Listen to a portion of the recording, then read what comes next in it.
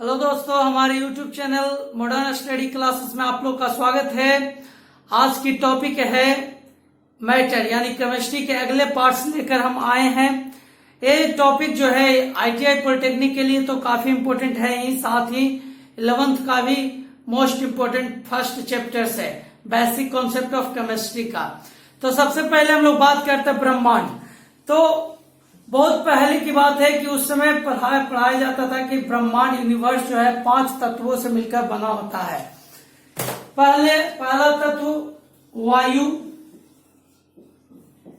अग्नि,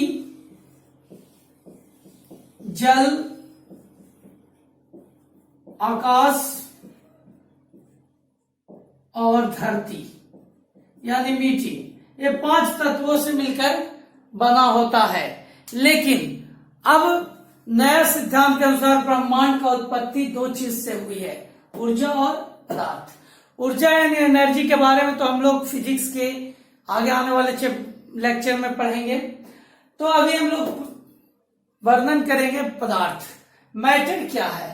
सबसे पहले जान लीजिए, मैटर को हम लोग एक और नाम से जानते हैं, द्रव्य। ठीक है, तो पदार्थ क्या है?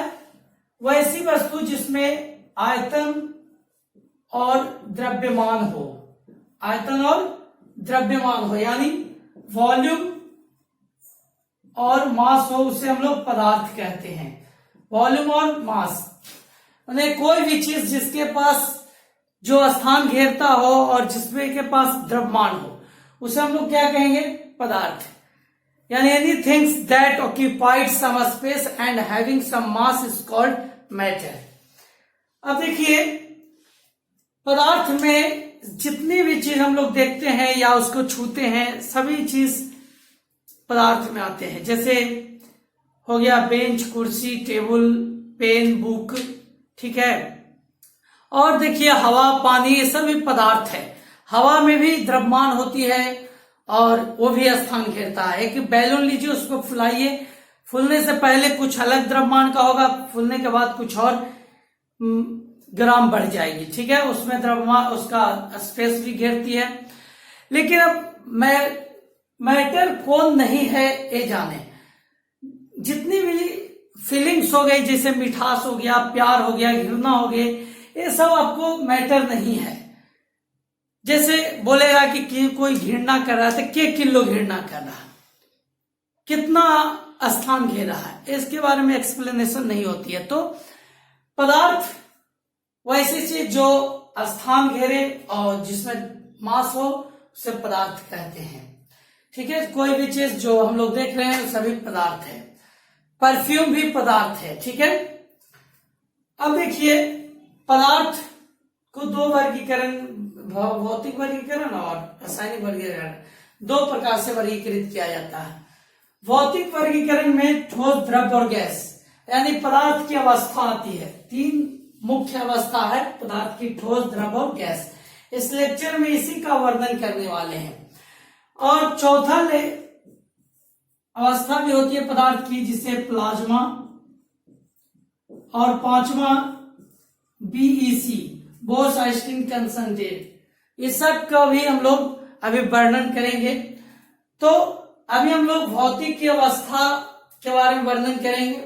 भौतिक वर्गीकरण में जो पदार्थ की अवस्था के बारे में वर्णन करेंगे, और उसकी मुख्य 3 अवस्था होती है और चौथा 5वां भी होती है जो बाद में आया है। अब देखिए, इसके अलावा भी हम लोग इस लेक्चर में वर्णन करेंगे कि ठोस से द्रव में बदलेगा, द्रव से गैस में, या ठोस से गैस में बदलेगा, कैसे बदलेगा, उसको क्या कहते हैं, मेल्टिंग पॉइंट क्या है, बॉइलिंग पॉइंट क्या है, ये सब इस लेक्चर में वर्णन करेंगे। देखिए, रासायनिक वर्गीकरण का हम लोग अगला लेक्चर बनाएंगे। इसमें शुद्ध पदार्थ और मिश्रण 2 भाग में बटा है। शुद्ध पदार्थ, तत्व और यौगिक आप लोग जानते ही होंगे। सोडियम एलिमेंट्स और कंपाउंड, सोडियम पोटेशियम से जो है एलिमेंट्स है, कंपाउंड में जल एक यौगिक है। ठीक है, तो इस तरह से यौगिक भी 2 प्रकार से में बट गया है, कार्बनिक और अकार्बनिक यानी इनऑर्गेनिक और कंपाउंड और ऑर्गेनिक कंपाउंड। तत्व भी 2 भाग में बट गए हैं, मेटल्स, नॉन मेटल्स, एक और होते हैं उप मेटल्स, उप धातु यानी सेमी मेटल्स, मेटोलाइट्स। मिश्रण भी 2 वर्ग में है, समान मिश्रण और विषमान मिश्रण। इसके बारे में भी हम लोग अगले लेक्चर में पढ़ेंगे। अभी फिलहाल आप लोग को हम भौतिक वर्गीकरण के बारे में यानी पदार्थ की अवस्था के बारे में बताने जा रहे हैं। अब जानते हैं ठोस द्रव गैस के बारे में। ठोस द्रव गैस यानी सॉलिड, लिक्विड और गैस। देखिए अब द्रव्य है, एक द्रव्य बताए थे, इसका मतलब होता है मैटर, द्रव्य है, यहाँ द्रव्य है, ठीक है। तो यहाँ देखिए ठोस द्रव गैस, ठोस उसे कहते हैं जिसके निश्चित आयतन और आकार भी निश्चित हो। द्रव उसे कहते हैं जिसके निश्चित आयतन और अनिश्चित आकार हो। गैस उसे कहते हैं जिसमें आयतन आकार दोनों अनिश्चित हो, ठीक है। जैसे देखिए पत्थर, उसकी आयतन भी निश्चित होती है, आकार भी निश्चित होती है। लेकिन पानी दीजिए, पानी, जल को आयतन तो निश्चित होती है, लेकिन अगर जो बर्तन में अगर उसको डालिएगा उस बर्तन का वो मतलब आकार ले लेती है। गिलास में डाले गिलास का, कटोरी में डाले कटोरी का, तो ये हो गया आपका आकार अनिश्चित। और आयतन जो होगी आपको निश्चित होती है, क्योंकि उसका जो जितना लीटर रहेगा, 1 लीटर अगर दूध है, अगर उसको लोटा में डालेंगे तब भी 1 लीटर रहेगा, गिलास बड़ा में डालेंगे तब भी 1 ही लीटर रहेगा, तसला में डालेंगे 1 ही लीटर रहेगा, ठीक है। गैस की बात करें तो आकार और आयतन दोनों अनिश्चित होती है। जैसे देखिए एलपीजी गैस देखे हैं, एलपीजी गैस जो होती है छोटे से मतलब टंकी में भरा हुआ होता है कंप्रेस करके। अगर उसको पूरे खोल दिया जाए तो पूरे रूम में, अगर कुछ और दूर तक खोल दिया जाए तो पूरे बिल्डिंग तक वो फैल सकता है। उसका इतना आकार होती है, मतलब आयतन होती है, ठीक है। और आकार भी मतलब या तो टंकी में डालिए टंकी का ले लेगा, रूम में छोड़िए रूम का ले लेगा, बक्सा में छोड़िए तो बक्सा का आकार ले लेगी, मतलब पूरे भर जाता पूरे गैस। अगर रूम में छोड़ेंगे जो भी गैस तो पूरे रूम में ही फैल जाएगी, ठीक है। तो गैस जो होती है, चाहे जो भी गैस हो, उसका आयतन भी अनिश्चित होती है और आकार भी अनिश्चित होती है, ठीक है। उसका आयतन को हम लोग बढ़ा घटा सकते हैं टेम्परेचर और प्रेशर के द्वारा, और आकार तो कंफर्म अनिश्चित होती है। अब देखिए ठोस की जो ठोस होते हैं उसके कणों की व्यवस्था एकदम नजदीक होती है, एकदम सटे सटे रहते हैं, उसी को अंतराणविक स्थान कहते हैं, इंटरमोलिकुलर स्पेस। तो ये ठोस में अंतराणविक स्थान जो होती है बहुत कम होती है। द्रव में ठोस की तुलना में थोड़ा कण जो होती है दूर दूर होती है, देखते हैं थोड़ा फ्लूइडिटी पाई जाती है, थोड़ा बहाव का गुण, ठीक है। इसी के कारण आई जो है काफी कठोर होता है, क्योंकि इसके कण काफी नजदीक होते हैं और कंप्रेस को नहीं किया जा सकता। इसके स्थान अंतराणविक स्थान जो होते हैं सबसे अधिक होते हैं, बहुत दूर दूर होती है, ठीक है। अब देखिए अंतराणविक आकर्षक बल जो जितने नजदीक रहेगा उसका उतने बल मजबूत होता है, आकर्षक बल। तो इंटरमोलिकुलर मतलब अट्रैक्शन फोर्स जो होती है वह इसका सबसे अधिक होती है ठोस का, ये ठोस की तुलना में थोड़ा कम और गैस में सबसे कम होती है। अब देखिए संपीड़न यानी कंप्रेशन जो होती है, ताप दबाव देकर हम लोग उसको और कंप्रेस कर सकते हैं और उसको सिकुड़ा सकते हैं। तो ठोस में ऐसा गुण नहीं होता है। कुछ प्रत्यास्था वाले ठोस जैसे लब्बड़ उबड़ को छोड़ दीजिए, उस अपवाद में वो पढ़ाएंगे आपको फिजिक्स में क्यों ऐसा उसमें गुण पाया जाता है। तो देखिए संपीड़न कम इसमें होता है, द्रव में उसका भी आयतन बहुत सीमित तक ही छोटा हो सकता है, लेकिन गैस को बहुत कंप्रेस करके हम मतलब छोटा से छोटा बहुत सा गैस को छोटे से छोटे बर्तन में एकत्रित कर सकते हैं, ठीक है। अब देखिए ठोस में बहाव का गुण नहीं होता है, बहता नहीं है, द्रव्य थोड़ा बहती है हाई लेवल से लो लेवल की ओर, और गैस जो है आपको तो पूरा बहती है, ठीक है। तो गुरुत्वाकर्षण के नियम भी पालन नहीं करती है, वही भी जो है या हाई टेम्परेचर से लो टेम्परेचर की ओर भी बहती है, ठीक है। तो अब हम लोग आगे के स्टेट को समझें। देखिए प्लाज्मा जो है फोर्थ स्टेट ऑफ मैटर है। सॉलिड लिक्विड गैस के बाद आपको प्लाज्मा एक फोर्थ स्टेट ऑफ मैटर के रूप में खोजा गया। किसके द्वारा? विलियम क्रूक्स द्वारा खोजा गया। इसका निर्माण जो है उच्च ताप पर निर्माण होता है। इसे ज्यादातर सूर्य में मतलब तारों में देखा जाता है, ठीक ना। तारों में चमक जो है इसी के कारण होती है।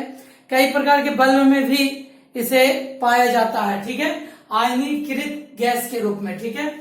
तो देखिए उच्च ताप पर निर्माण होता है, अत्यधिक ऊर्जा व उत्तेजित कण है। ये जो है अत्यधिक और ऊर्जा और उत्तेजित कण है, मतलब इसमें बहुत ज्यादा ऊर्जा होती है और उत्तेजित कण होती है, ठीक है।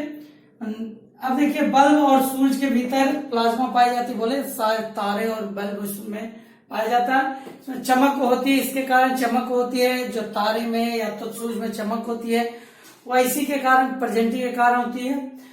फ्लोरेन में ट्यूब जिसमें हीलियम का प्रयोग होता है और नियोन ट्यूब एनी का प्रयोग होता है, नियोन का। इसमें प्लाज्मा होता है आयनीकृत गैस के रूप में, ठीक है।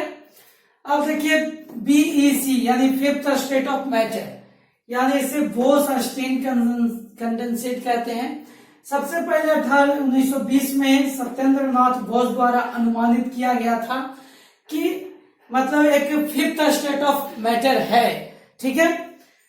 फिर बाद में आइंस्टीन की भविष्यवाणी की गई कि मतलब सत्येंद्र नाथ बोस एक भारतीय थे, इन्हीं की गणना के अनुसार आइंस्टीन भविष्यवाणी किए।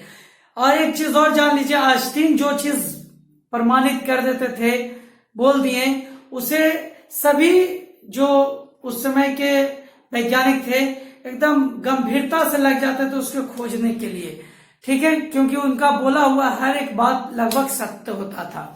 अब देखिए उस दो वेब खोज में लोग गए तो 2001 में अमेरिका के एरिक ए कार्नेल, उल्फर्ड गैंग कटरेल और कार्ल ई बेमर को बीईसी प्राप्त करने के लिए नोबेल पुरस्कार मिला। 2000 में मतलब ये तीनों मिलकर बीईसी खोजे, ठीक है।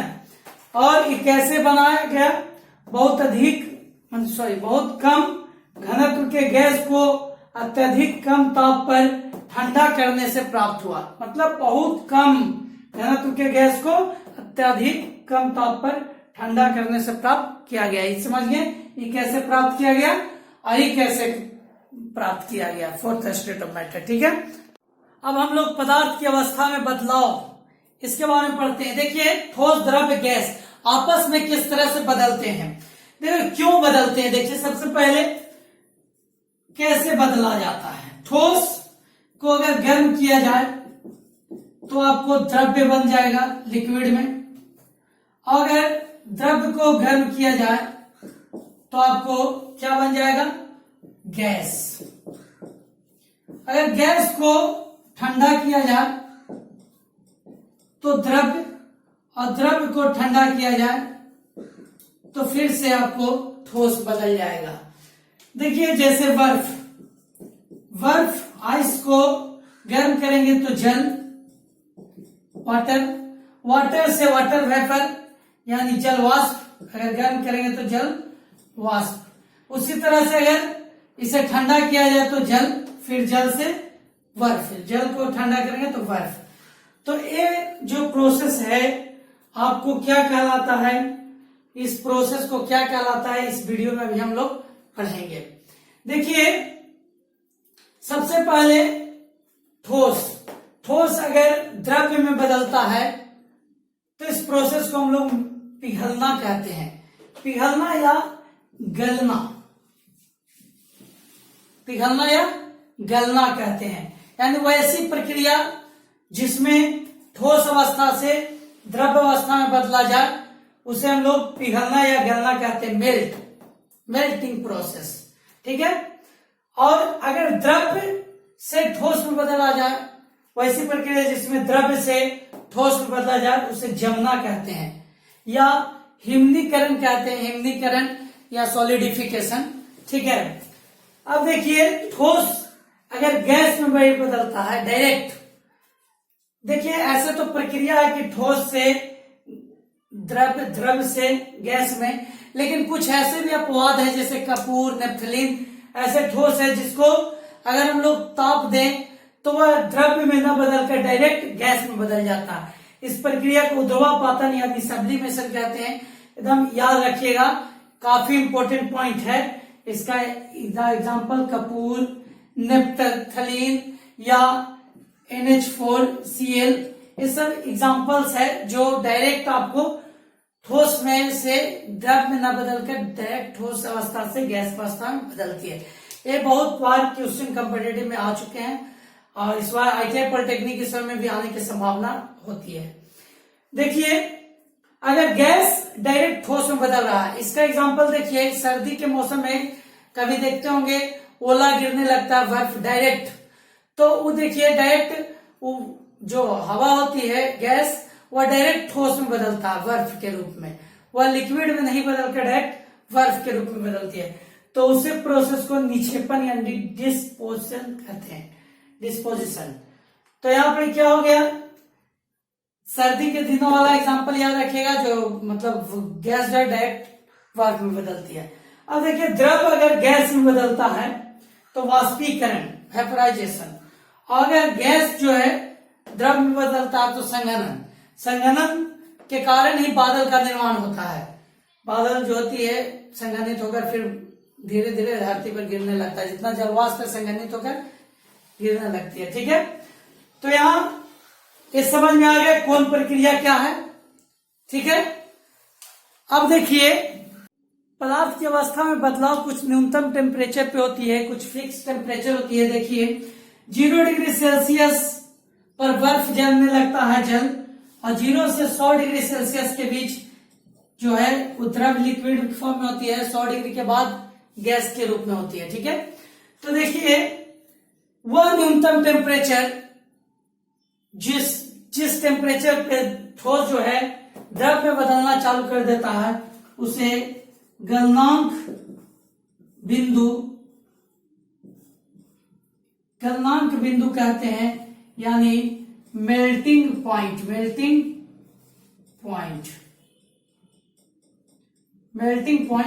कहते हैं। वह न्यूनतम टेम्परेचर जिसपे कोई ठोस जो है द्रव में बदलना चालू कर देता है, उसे गलनांक बिंदु यानी मेल्टिंग पॉइंट कहते हैं। जैसे बर्फ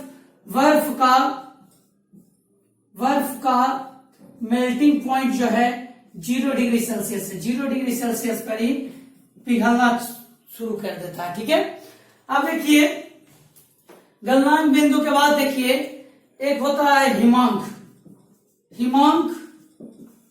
बिंदु देखिए फ्रीजिंग पॉइंट, यानी वह न्यूनतम टेम्परेचर जिस पर ठोस द्रव जो है ठोस में बदलना शुरू कर देता है। जैसे जल का जो फ्रीजिंग पॉइंट है वह है 0 डिग्री सेल्सियस। देखिए, जल जमता भी है 0 डिग्री सेल्सियस पे और पिघलता भी है 0 डिग्री सेल्सियस पे, याद रखिएगा। यह कारण गुप्त ऊष्मा के कारण होती है। इसके बारे में आगे वीडियो बनाएंगे, ठीक है, गुप्त ऊष्मा पर। तो एक क्लियर पॉइंट होगी गलनांक बिंदु, हिमांक बिंदु। इस तरह से आगे और भी होती है, जैसे बॉइलिंग पॉइंट होती है, वाष्पन बिंदु। द्रव को गैस में बदलने की 2 प्रक्रिया है। देखिए यहाँ उबलना और वाष्पन, बॉइलिंग और इवेपोरेशन। यहाँ देखिए, बॉइलिंग में पूरे बॉडीज में कोई एक निश्चित टेम्परेचर पे होती है, जैसे जल को 100 डिग्री टेम्परेचर पे हम लोग खौलाते हैं। ठीक है, तो उसी प्रकार इवेपोरेशन में आपको केवल 70 से होती है, कोई भी टेम्परेचर पे होती है। ठीक है, कोई इसका कोई निश्चित टेम्परेचर नहीं है। और इसके कारण कूलिंग होती है, याद रखिएगा, क्योंकि घड़ा में जो पानी होती है वो ठंडा रहती है। क्यों रहती है? क्योंकि इवेपोरेशन होती है, उसी के कारण ठंडा रहती है। हम लोग कोई हाथ पे परफ्यूम लगाते हैं, वो ठंडा महसूस होता है। क्यों? क्योंकि इवेपोरेशन के कारण। सर्दी जो गर्मी में हम लोग सूती कपड़ा पहनते हैं तो उसके बाद ठंडा महसूस हम लोग को होती है। क्यों? तो पसीना जो होती है उसको मतलब ऑब्जर्व करता है और उसको इवेपोरेट करता है, उसके बाद हम लोग को ठंडा महसूस होती है। ठीक है, तो देखिए, यह जो है इवेपोरेशन कोई भी टेम्परेचर पे होते रहता है। सर्दी में भी होती है, जैसे देखे होंगे ठंडा के दिनों में मुंह से वाष्प निकलते रहता है, गर्मी में भी होते रहती है, वो तो गर्मियों में फास्ट होती है थोड़ा, ठीक है। और याद रखिएगा बॉइलिंग जो है, बॉइलिंग पॉइंट ये जो है हाइट पे भी डिपेंड करता है। जिस तरह से ऊपर जाइएगा उस तरह से आपका ऊंचाइयों पर बॉइलिंग पॉइंट घटते जाती है, ठीक है। तो नमस्कार, आज की टॉपिक समाप्त हुई। अब अगला वीडियो लेकर मिलते हैं। और आप लोग का रेगुलर मॉडल सेट और क्वेश्चन बैंक की भी व्यवस्था कराई जा रही है। पॉलिटेक्निक, ITI 11-12 सभी का प्रोवाइड किए जाएंगे। ठीक है, मिलते हैं अगली वीडियो में। अच्छा लगे तो हमारे वीडियोस को लाइक और सब्सक्राइब कर दें, ताकि आप लोग को रेगुलर वीडियोस मिलते रहे और हम लोग को भी प्रोत्साहन मिलेगा, तभी तो आप लोग के लिए वीडियो रेगुलर बनाते रहेंगे। नमस्कार।